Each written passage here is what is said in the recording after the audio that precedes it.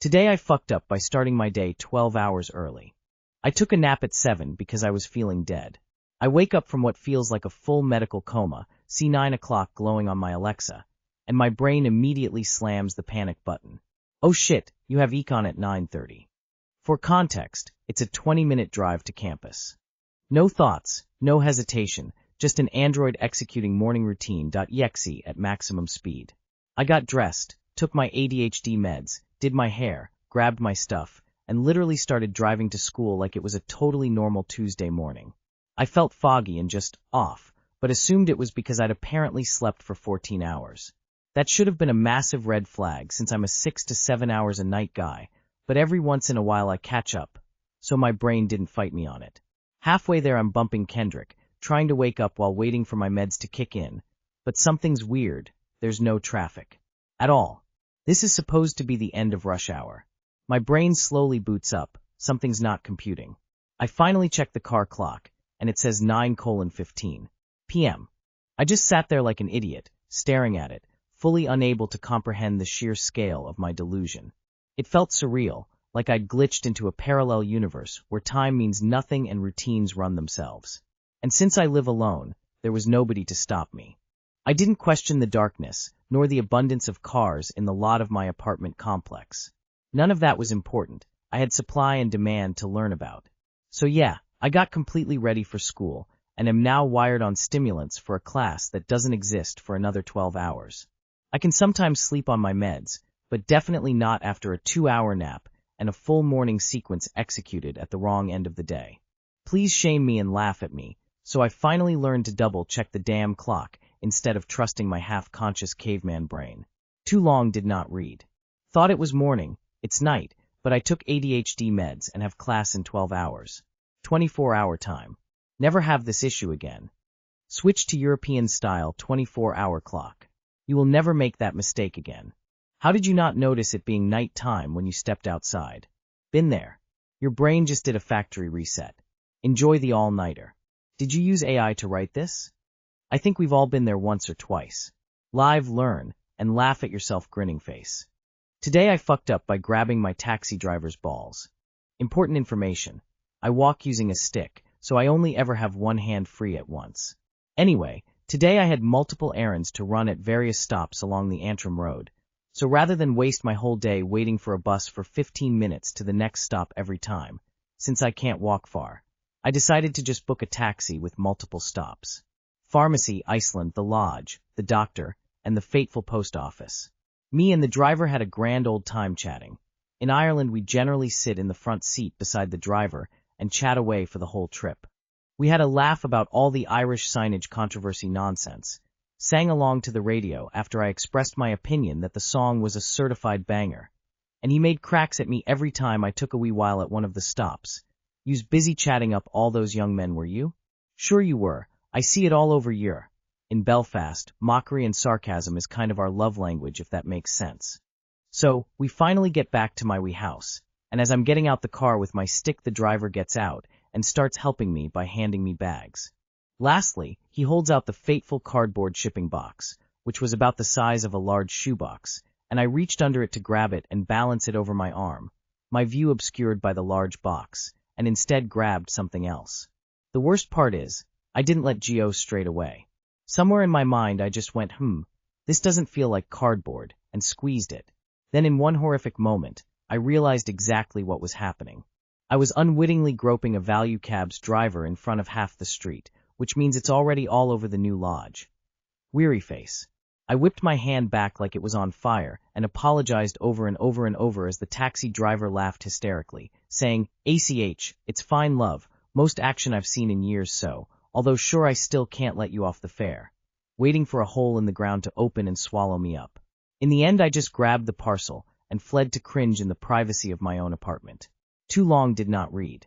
Made friends with my taxi driver during long trip down the Antrim Road, picked up a lot of stuff, including a large box from the post office, and accidentally grabbed the taxi driver by the balls trying to take the cardboard box from him. Your too long did not read. Should just say, made friends with my taxi driver. Too long did not read. Gave a cab driver the most action he'd seen in years, but still had to pay full price. Okay, but this is a hilarious story faced with tears of joy, and sounds like he was a good sport about it. I'm sure he'll be laughing about it with his pals later. Question is, how will you get him to stop calling? And the fateful post office. And the fateful cardboard shipping box. I enjoyed reading this almost as much as you enjoyed writing it. Though, it all begs the question if trading quippy barbs is a sort of local love language. Mightn't a firm squeeze to the scrote be interpreted as a thankful handshake? I think it's okay to show your face in public again. So nice to see a local post outside of the Belfast or NI subs. And I can nearly picture your route too. Mockery and sarcasm is our love language. Yep, totally agree for outsiders. If an NI person lightly insults you, it means they like you and you have been accepted. Today I fucked up by letting intrusive thoughts when while working a 16-hour shift in a flour mill. So this happened a few years back, but my fingers still look weird enough that it deserves its own cautionary tale. There are bad ideas. Then there are the kinds of bad ideas that only show up during the last stretch of a 16-hour shift in a flour mill when your bloodstream is 50% exhaustion and the other 50% PBR. The machine I was tending was ancient. A relic from the 1930s. Nothing digital. Nothing smart. Pure mechanical spite. It grabbed a bag from the stack, puffed air into it to open the mouth, dropped in about 9.5 pounds of flour, and sent it down the line. The sealing and stitching was handled later, a few stations downstream. My only job was to keep this temperamental dinosaur from jamming or exploding. At some point that night, after too many hours of listening to the same clanks and whines, I had a thought no reasonable person should ever entertain. What would happen if I stuck my hand in there? I wish I could blame anything but myself, but curiosity and boredom are powerful drugs. And yes, the machine was running. So I did it.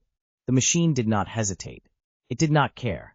It did not pause to consider my value as a human being. It grabbed the bag as usual and my hand along with it. My index and middle finger took the full force. I felt the pain in perfect clarity. No delay. No confusion. Just raw nerve lightning. And then I watched the machine continue its cycle like it hadn't just tried to amputate me. Bag filled with flour. Released. Sent on its way toward the dribbler like nothing was wrong. When my fingers came back out, they did not look like they belonged to me anymore. My middle finger was lacerated clean across the first knuckle on both sides. My index finger already had a bruise blooming under the nail, deep purple and angry, throbbing like it had its own heartbeat. I pulled the bloody bag off the line without even thinking.